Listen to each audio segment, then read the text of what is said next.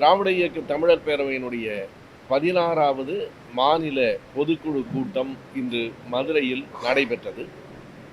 அதில் இறந்து போன கொள்கையாளர்களுக்கு இரங்கல் தீர்மானங்களும், அதேபோல எங்களின் சுயமரியாதை இயக்க நூற்றாண்டு விழா மாநாட்டிற்கு உதவிய பெருமக்களுக்கு நன்றி தீர்மானங்களும் நிறைவேற்றப்பட்டன.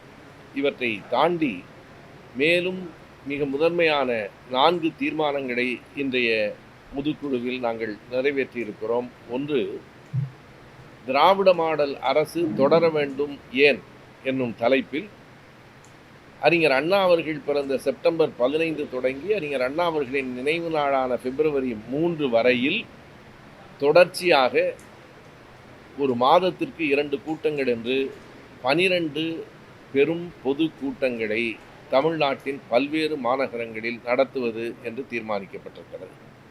பிப்ரவரி 3 அந்த கூட்டம் முடிந்ததற்கு பிறகு பிப்ரவரி 5 முதல் 15 வரை முழுக்க திராவிட மாடல் அரசு செய்திருக்கிற நன்மைகளை மக்களுக்கு கொண்டு செல்வதற்காக கன்னியாகுமரி தொடங்கி சென்னை வரைக்கும் ஊர்தி பயணத்தை நாங்கள் திட்டமிட்டிருக்கிறோம். எல்லா இடங்களிலும் பொதுக்கூட்டங்கள் நடைபெறும் போது கண்காட்சியும் வைக்க முடிவெடுத்திருக்கிறோம். இந்த 4 ஆண்டுகளில் என்னென்ன நன்மைகள் எல்லாம் செய்யப்பட்டிருக்கின்றன, புதுமை பெண் திட்டம், தமிழ் புதல்வன் திட்டம், இப்படி மாணவர்களுக்கான திட்டம், மகளிருக்கான திட்டம் என்று இன்றைய அரசினால் செய்யப்பட்டிருக்கிற திட்டங்களை மக்களிடம் கொண்டு போவது எங்கள் நோக்கம். இந்த தீர்மானங்களுக்கு பிறகு பீகாரில் நடைபெற்று கொண்டிருக்கிற வாக்காளர் பட்டியலை மாற்றுகிற மோசடியை மிக வன்மையாக கண்டித்து பொதுக்குழுவில் தீர்மானத்தை நிறைவேற்றியிருக்கிறோம். அது எப்படி சட்டமன்ற தேர்தலும் நாடாளுமன்ற தேர்தலுக்கும் சட்டமன்ற தேர்தலுக்கும் இடையில் 65 லட்சம் வாக்காளர்கள் தொலைந்து போய்விடுவார்கள்? 65 லட்சம் வாக்காளர்களுக்கு முகவரி கிடைக்கவில்லை என்றால் அந்த அரசு, அந்த தேர்தல் ஆணையம் எதையும் முறையாக செய்யவில்லை என்பது வெளிப்படையாக தெரிகிறது. 6வது நாளாக நாடாளுமன்றம் முடங்கி கிடக்கிறது, நாட்டின் வேலைகள் முடங்கி கிடக்கின்றன. இதனை அவர்கள் பீகாரோடு நிறுத்திவிட மாட்டார்கள், இந்தியாவின் பல பகுதிகளுக்கும் கொண்டு செல்வார்கள் என்று புரிகிறது. எனவே இந்த மோசடி திட்டத்தை எங்கள் பேரவையின் பொதுக்குழு மிக வன்மையாக கண்டிக்கிறது. பிறகு மதுரையில் இன்றைக்கு நடந்து கொண்டிருக்கிற உயர்நீதிமன்றத்தில் நடந்து கொண்டிருக்கிற ஒரு செய்தியையும் பொதுக்குழு தன் ஆய்வுக்கு எடுத்துக்கொண்டது. வழக்கறிஞர் வாஞ்சிநாதன் மீது நீதியரசர் GR சுவாமிநாதன் அவர்கள் நீதிமன்ற அவமதிப்பு வழக்கை தொடுத்திருக்கிறார். நாளை நீதிமன்றத்துக்கு அந்த வழக்கு வருகிறது. நாம் என்ன சொல்லுகிறோம் என்றால், ஒருவர் மீது புகார் கொடுக்கப்பட்டிருக்கிறது என்றால் அதனை அவரே விசாரிப்பது உலகத்திலேயே இல்லாத ஒரு நடைமுறை. வழக்கறிஞர் வாஞ்சிநாதன் தலைமை நீதிமன்றத்துக்கு, உச்ச நீதிமன்றத்துக்கு இவர் மீதான ஒரு புகார் மனுவை அனுப்பியிருக்கிறார். அது எப்படி வெளியே கசிந்தது? முதலில் அதை வெளியே கசிய விட்டவர்கள் மீது நடவடிக்கை எடுத்திருக்க வேண்டும். இல்லை, அது நீதிமன்ற அவமதிப்பு என்று நீதிபதி GR சுவாமிநாதன் கருதினால் அதனை அடுத்த நீதிபதி தான் விசாரிக்க வேண்டுமே தவிர, ஒரு நாளும் யார் மீது குற்றம் சாட்டப்பட்டிருக்கிறதோ அவரே தன்னை பற்றி விசாரித்து தீர்ப்பு வழங்குவது என்பது உலகத்திலேயே இல்லாத விந்தை. அதை கண்டிக்கிறோம். இதனை கண்டிக்கிற தீர்மானத்தை நிறைவேற்றுவதோடு நிறுத்திவிடாமல் நாளை மறுநாள் வரும் செவ்வாய்க்கிழமை, அதாவது ஜூலை 29ஆம் தேதி சென்னை தேனாம்பேட்டையில் இருக்கிற அன்பகத்தில் வாழ்த்துவோம் வழக்கறிஞர் வாஞ்சிநாதனை என்னும் தலைப்பில் ஒரு கூட்டத்தை நாங்கள் நடத்த இருக்கிறோம்.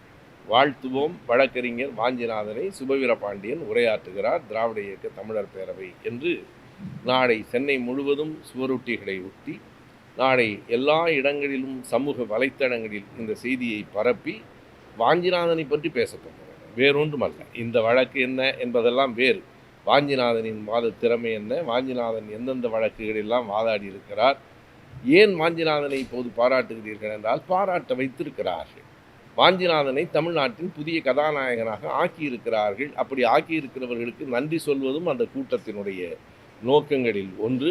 எனவே அந்த கூட்டத்தையும் திராவிட இயக்க தமிழர் பேரவை சார்பில் நடத்துவது என்று இன்றைய பொதுக்குழுவில் தீர்மானித்திருக்கிறோம். இவைதான் இன்றைய கூட்டத்தில் நாங்கள் நிறைவேற்றியிருக்கிற தீர்மானங்கள்.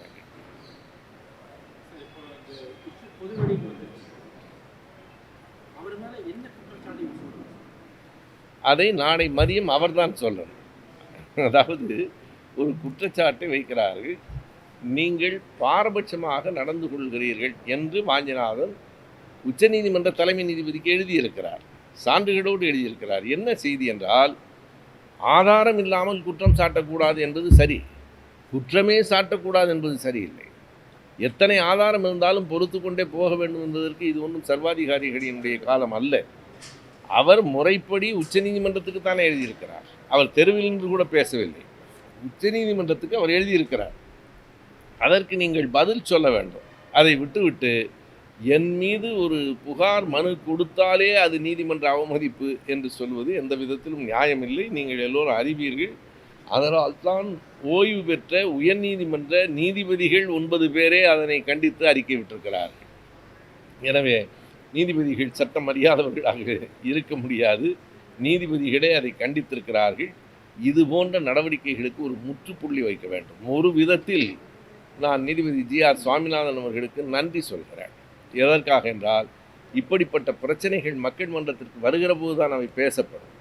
ஏன் நீதிபதியை பற்றி ஆதாரத்தோடு கூட எந்த புகாரும் கொடுக்கக்கூடாது என்கிற கேள்வி வரும். அது மட்டுமல்லாமல் வாஞ்சிநாதன் மிக திறமையான வழக்கறிஞர். அவர் புகழ் பரவாமல் இருந்தது. அதை பரவுவதற்கும் கூட நீதிபதி சுவாமிநாதன் உதவி இருக்கிறார். அதற்காகவும் அவருக்கு நாங்கள் நன்றி சொல்கிறோம்.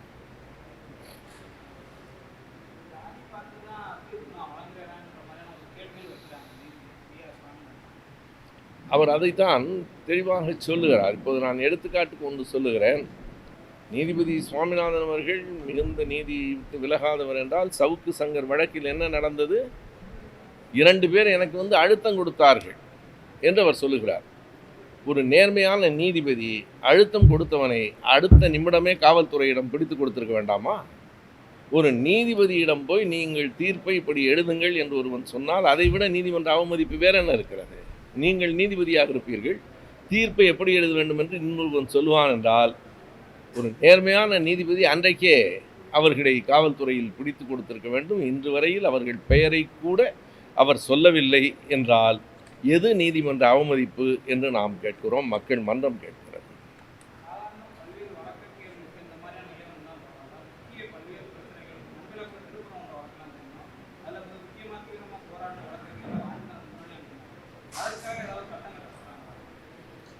என்ன நடக்கிறது என்பதை இப்போது அவர், அதாவது இந்த புதரை கலைத்து விடுவது என்பார்கள், அந்த வேலையை இன்றைக்கு நீதிபதி சுவாமிநாதன் செய்திருக்கிறார்.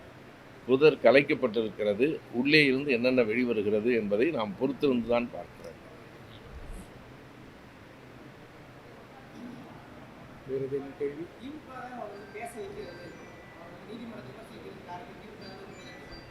அப்படியானால் திமுக மீது நடவடிக்கை எடுக்க சொல்லுங்கள். திமுக தான் வாஞ்சிநாதனை பேச வைக்கிறது, தூண்டி விடுகிறது என்றால், தூண்டி விடுகிறவர்கள் மீதுதான் நீங்கள் வழக்கு தொடுக்க வேண்டும். அதற்கு ஏதேனும் ஆதாரம் இருக்கிறதா? ஆதாரம் இல்லை என்றால், ஆதாரம் இல்லாதவைகளை பற்றி எல்லாம் பேசுகிறவர்களை பற்றி நாம் ஏன் பேசுகிறோம்?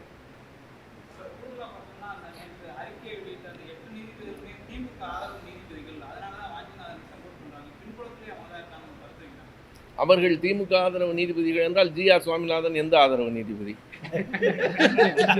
அப்படியானால் நீதிபதிகளில் இப்படியெல்லாம் இருக்குதா என்ன? திமுக ஆதரவு நீதிபதி, அதிமுக, அப்புறம் அது நீதிமன்றமே இல்லையே. அப்படி நீதிபதிகளை சொல்லுவதே நீதிமன்ற அவமதிப்பு என்று நான் கருதுகிறேன். நாங்கள் ஜி.ஆர். சுவாமிநாதன் எதுவுமே சொல்லலை. அந்த நீதிபதிகள் எல்லாம் திமுக ஆதரவு நீதிபதிகள் என்று ஒருவர் சொல்வாரானால் அதுவும் நீதிமன்ற அவமதிப்பு தான்.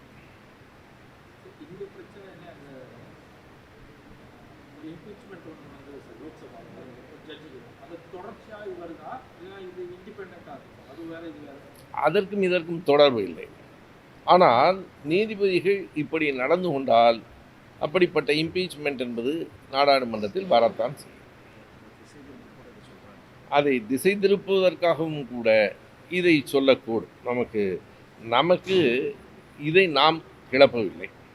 இது குறித்து நமக்கு கவலை இல்லை. நாம் சொல்வதெல்லாம் ஒரு உச்சநீதிமன்றத்துக்கு கொடுக்கப்பட்ட மனுவை நீதிமன்ற அவமதிப்பு என்று எப்படி சொல்லுகிறீர்கள்?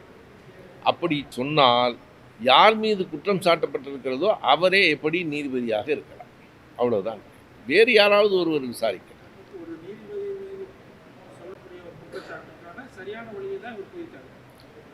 முறைப்படி தான் இவர் போயிருக்கிறார். நீங்கள் அதை விசாரிப்பதற்கு இன்னொரு நீதிபதியை உச்சநீதிமன்றம் நியமிக்கும். நமக்கு அதில் சிக்கல். பிழை இருந்தால் பிழையை சுட்டிக்காட்டி வழக்கு தொடரட்டும். நீங்கள் பேசவே கூடாது, பேசினாலே நீதிமன்ற அவமதிப்பு என்பது என்ன பொருள்? நன்றி.